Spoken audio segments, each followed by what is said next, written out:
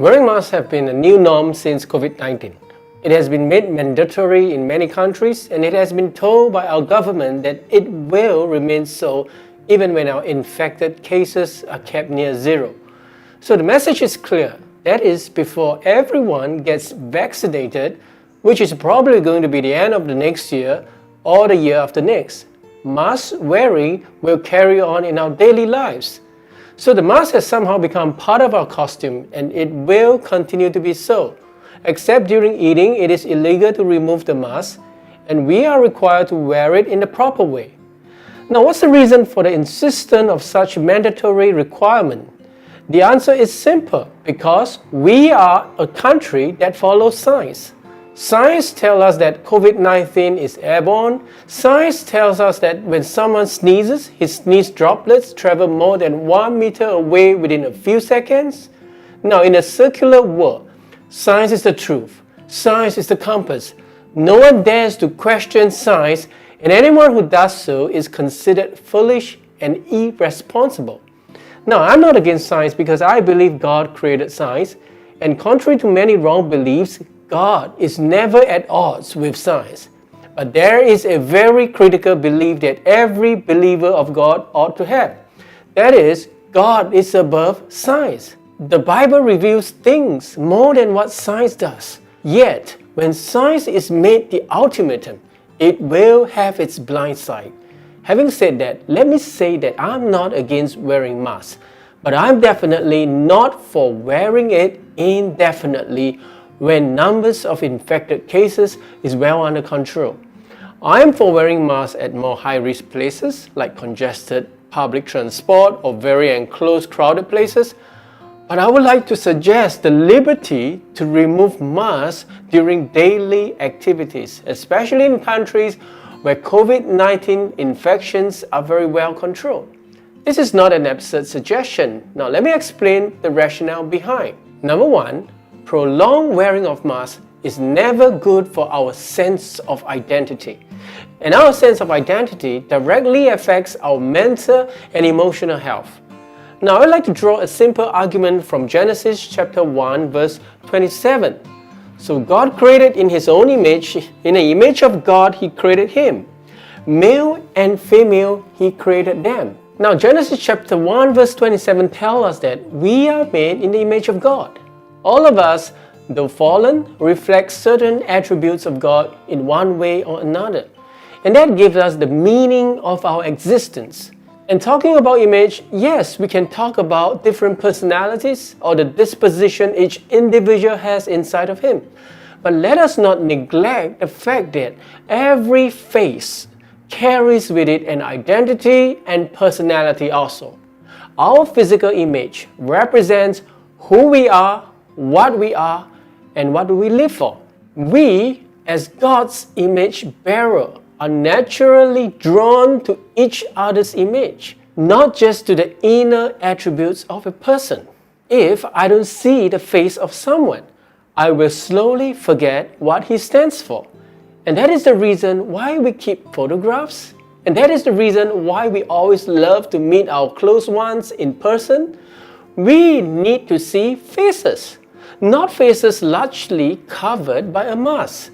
If I don't see a person smile or laugh or frown or scroll, I will not have a clear memory of what he represents. And when God created emotions in us, He created our physical looks to express those emotions. But if a person always hides behind a mask, it kind of affects him emotionally and mentally, since he knows he can't be expressively read by others, and he can't read others too much either. And some people told me that after wearing masks for so long, they felt kind of naked when they have to remove their masks to talk to larger groups of people. As it is, mask wearing for long does change the state of emotions and mentalities of people. I can imagine if we were to wear masks for 2 to 3 years, we will by then slowly become soulless creatures trying to survive in a soulless society. And next, prolonged mask wearing affects us socially. It is a real hindrance to deepening relationships. Some people find themselves not being able to establish deep ties and relationships with new people when most of what they see of others is just a face covered by the mask. Now, my son, who is in his secondary school, has a change of class this year. Surprisingly, I realize he still hangs out quite often with his friends of last year. He hasn't been able to build very deep friendship with his classmates this year. And that phenomenon is the same with most of his friends also. Why? Because since almost the beginning of this year, everyone in class has been wearing a mask. Now it's been one whole year and friendship didn't progress. It's obvious. Mask wearing really hinders the deepening of relationships. As it is, we need to see the other person's facial expressions and reactions to know him or her. Sometimes in our intense pursuit of what science has warned us about, we could have neglected the social implications. We just thought of surviving COVID-19, but we've neglected things that nourish the soul. Now, we may not feel certain things when we are not taught biblical truths, but when we observe the dynamics of relationship over time, we know the harmful effects is latent. It's not something we should plainly neglect. Now, I believe if you get what I'm saying, you'll know it's not just enough to be taking out the mask during meal times when everyone is merely absorbed in the food. We need to be given more freedom to talk, to relate, and to engage in activities with our mask off. We need to connect like human beings and benefit from deeper and more meaningful engagement. We cannot always be responding by fear. If for the past few months we've been controlling the pandemic to such a laborious extent, and thank God it's been well controlled, at least in Singapore, then shouldn't we take a step further to make mask wearing voluntarily when cases are capped near to zero now? Of course, there will always be those who are fearful. Some may think this is a reckless call, but let me say that being too paranoid will also bring more harm than good over time. We will breed a people who only know how to live by restrictions, not by self-responsibility.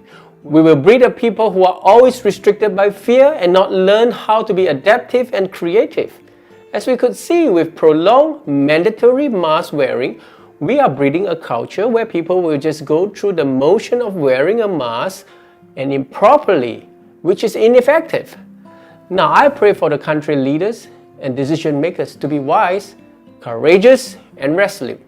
2 to 3 years of wearing masks is a long time. We must not be overly absorbed by the pandemic, but to consider carefully our mental, emotional, and societal health for the long run. I believe we should be wiser than just trying to survive.